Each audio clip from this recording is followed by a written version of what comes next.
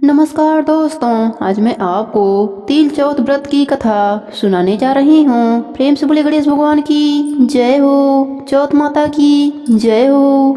एक शहर में देवरानी और जेठानी रहती थीं। जेठानी अमीर थी और देवरानी गरीब थी। देवरानी का पति जंगल से लकड़ी काटकर शहर में बेचता था और अक्सर बीमार रहता था। देवरानी जेठानी के घर का सारा काम करती और बदले में जेठानी बचा हुआ खाना, पुराने कपड़े आदि दे देती थी। इसी से देवरानी का परिवार चलता था। माघ महीने में देवरानी ने तिल चौथ का व्रत किया। 5 रुपए के तिल व गुड़ लाकर तिलकुटा बनाया। पूजा करके चौथ की कथा सुनी और तिलकुटा झीके में रख दिया और सोचा चाँद उगने पर तिलकुटे का भोग लगाकर कुछ खाऊंगी। कथा सुनकर वह जेठानी के घर चली गई। खाना बनाकर जेठानी के बच्चों से खाना खाने को कहा तो बच्चे बोले जब माँ पूजा कर लेगी तब हम खाएंगे। फिर जेठ जी को खाना खाने को कहा तो वह भी बोले मैं अकेला नहीं खाऊंगा, जब सब खाएंगे तभी मैं भी खा लूंगा। जेठानी अपने देवरानी से बोली आज तो अभी कोई भी खाना नहीं खाया तो मैं तुझे खाना कैसे दे दूं?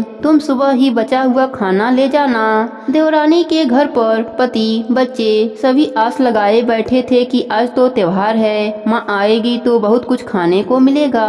परंतु जब बच्चों को पता चला कि आज तो रोटी भी नहीं मिलेगी तो बच्चे रोने लगे। उसके पति को भी बहुत गुस्सा आया। कहने लगा सारा दिन काम करके भी 2 रोटी नहीं ला सकती तो काम क्यों करती हो? पति ने गुस्से में आकर कपड़े धोने वाले धोबले से पत्नी को मारा। धोबला टूट गया तो पट्टे से मारा। वह बेचारी गणेश भगवान को याद करके पानी पीकर सो गई। उस दिन गणेश जी उसके सपने में आए और कहने लगे धोबना मारी, पाटा मारी, सो रही हो या जाग रही हो? वह बोली कुछ जाग रही हूँ, कुछ सो रही हूँ। गणेश जी बोले भूख लगी है, कुछ खाने को दे दो। देवरानी बोली क्या दूं? मेरे घर में तो अन्न का एक दाना भी नहीं है। जेठानी जो बचा हुआ देती है आज तो वह भी नहीं मिला। पूजा का तिलकुटा झीके में पड़ा है, वही खा लो। तिलकुटा खाने के बाद गणेश जी बोले धोबना मारी, पाटा मारी, निपटाई लगी है, कहाँ निपटूं? वह बोली मेरे घर में जहाँ मन करे वहाँ निपट लो। फिर गणेश जी बोले कहाँ पोंछूं? अब उसे गुस्सा आ गया। कब से तंग कर रहे हैं, मेरे सर पर पोंछ लो। सुबह जब देवरानी उठी तब वह देखकर हैरान रह गई कि पूरा घर हीरे मोतियों से जगमगा रहा है। उसके माथे पर हीरे मोतियों के टीके जगमगा रहे थे। उस दिन देवरानी जेठानी के घर काम करने नहीं गई। बड़ी देर तक राह देखने के बाद जेठानी ने बच्चों से चाची को बुलाने को भेजा। उसने सोचा कल खाना नहीं दिया इसलिए वह बुरा मान गई है। बच्चे बुलाने गए और बोले चाची चाची चलो, माँ ने बुलाया है, सारा काम पड़ा है। दुनिया में चाहे कोई मौका चुके या ना चुके पर देवरानी जेठानी आपस में कहने का कोई भी मौका नहीं छोड़ती। देवरानी बोली बेटा बहुत दिन तक तेरे माँ के घर का काम कर लिया, अब तुम अपनी माँ को मेरे यहाँ काम करने को भेज देना।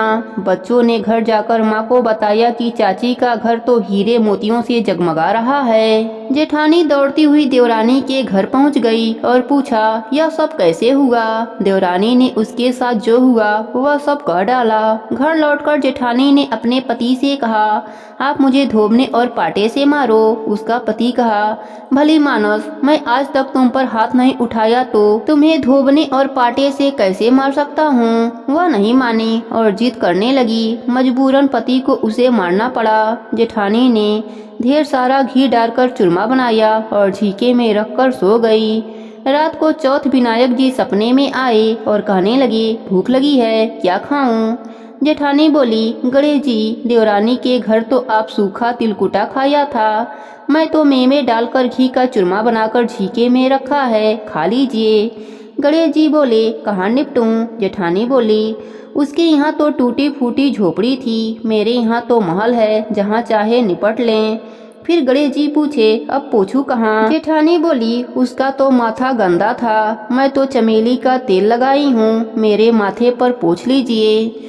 धन की लोभी जेठानी सुबह जल्दी उठ गई। सोचा घर हीरे मोतियों से भर गया होगा, पर देखा पूरे घर में गंदगी फैल गई है, तेज बदबू आ रहा है, उसके सिर पर भी गंदगी लगी है। उसने कहा, हे गणेश जी महाराज, यह आपने क्या किया? मुझसे रूठे और देवरानी पर टूटे। जेठानी ने सफाई करने की बहुत कोशिश करी, परंतु गंदगी और ज्यादा फैलती जा रही थी। जेठानी के पति को मालूम चला तो वह भी बहुत गुस्सा हुआ और बोला, तेरे पास सब कुछ था पर तेरा मन नहीं भरा, देख तेरे लालच का नतीजा।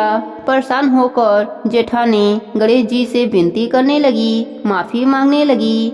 गणेश जी ने कहा, देवरानी से जलने के कारण और लोभ से तूने जो किया यह उसी का नतीजा है। इस प्रकार जेठानी को सबक सिखाते हुए गणेश जी ने अपनी माया समेट ली।